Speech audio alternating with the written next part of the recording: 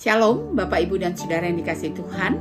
Hari ini Sabtu 27 Juli 2024 kita kembali berjumpa dalam sebuah perenungan yang diberi tema komunikasimu dan Tuhan atau komunikasi saya dan Tuhan. Mari kita berdoa. Bapa, kami berterima kasih untuk hari yang baru yang Kau berikan. Dan biarlah setiap kami kembali merasakan Engkau Allah yang sedang berbicara kepada kami, berkomunikasi kepada kami.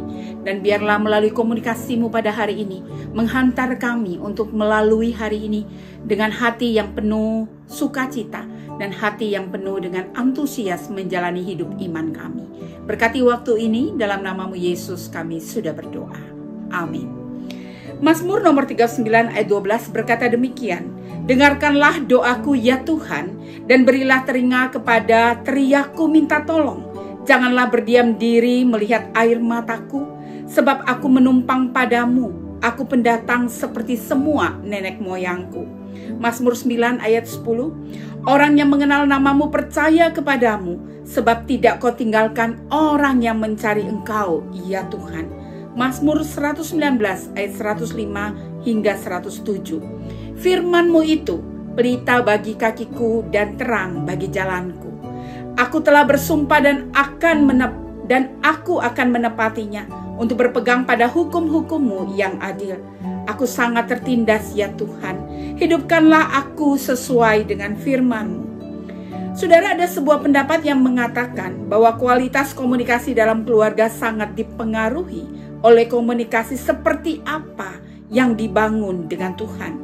Semakin kita tidak berkomunikasi dengan Tuhan, maka semakin jauhlah kondisi keluarga kita dari tujuan, panggilan, dan rencananya tentang keluarga. Karena dialah sang desainer keluarga dan sang desainer rumah tangga kita. Bisa kita merasa telah memiliki komunikasi yang baik dengannya. Bisa jadi saudara, kita merasa kita telah memiliki komunikasi yang baik dengannya. Secara sederhana, komunikasi itu diwujudkan dalam bentuk doa, di mana kita mengkomunikasikan apa yang menjadi pergumulan kita dengan sebuah harapan Tuhan mengerti dan memahami apa yang menjadi kebutuhan sampai kepada keinginan kita. Ini dari pihak kita kepada Tuhan. Masalahnya, tatkala kita memahami komunikasi yang dialogis, apakah kita telah berupaya untuk mengerti dan memahami isi hati Tuhan yang disampaikan kepada kita melalui firman-Nya? Ketika upaya itu tidak ada, maka sangat besar kemungkinan kita salah melakukan penilaian terhadap realitas komunikasi kita kepada Tuhan. Bahkan sangat mungkin kita membangun komunikasi yang bersifat eksploitatif dan manipulatif. Dalam keluarga, relasi dan komunikasi yang kita bangun bisa saja hanya berkisar it and it. Komunikasi dengan pasangan hanyalah interaksi antara aspek-aspek tertentu dari dirinya dengan aspek-aspek tertentu dari pasangannya. Inilah yang terjadi dalam hidup banyak keluarga yang masing-masing hidup dalam dunianya sendiri, tidak menyadari maksud dan tujuan daripada pernikahan. Mereka masing-masing hanya bereaksi secara insting atau stimulan-stimulan yang muncul timbul tenggelam dalam kehidupannya. Nah, saudara yang dikasihi Tuhan, jadi apabila mereka berkomunikasi, yang terjadi sebenarnya hanyalah pertukaran pemikiran tentang hal-hal di luar diri mereka. Mereka bisa bertukar pikiran tentang pekerjaan, tentang anak, tentang politik, tentang gereja, atau apa saja tanpa melibatkan pribadi yang sesungguhnya. Akibatnya komunikasi yang ada tidak menstimulir pertumbuhan pribadi masing-masing. Mungkin mereka merasa cukup berbahagia dalam pernikahan, tetapi pernikahan mereka mandek karena masing-masing pribadi tidak distimulir untuk bertumbuh dalam kedewasaan pribadi. Hubungan mereka sebenarnya hubungan dalam pola komunikasi it and it, utuh dengan sesamanya. Mereka saling menutupi diri dan saling menyalahkan. Komunikasi menjadi manipulatif dan semata-mata untuk memuaskan natur dosa. Mungkinkah komunikasi seperti ini yang mengisi dan menjadi tujuan komunikasi kita dengan Tuhan? Mari kita bertanya.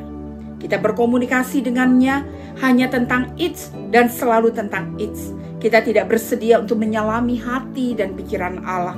Tidak berkeinginan untuk bergaul lebih akrab dengan Allah atau semakin mengenal Dia. Mari kita bandingkan Filipi 3 ayat 10 tentang kerinduan Paulus untuk semakin mengenal Allah. Bila model komunikasi seperti itu yang diterapkan kepada Allah, maka tidak heran bila kita menjumpai keluarga-keluarga Kristen yang seolah-olah beriman, beribadah, dan mengaku mengenal Tuhan, namun terjadi kemandekan komunikasi dalam kehidupan keluarga rumah tangganya. Semakin dalam kita mengenal Allah, maka semakin jauh kita akan memahami kehidupan keluarga kita.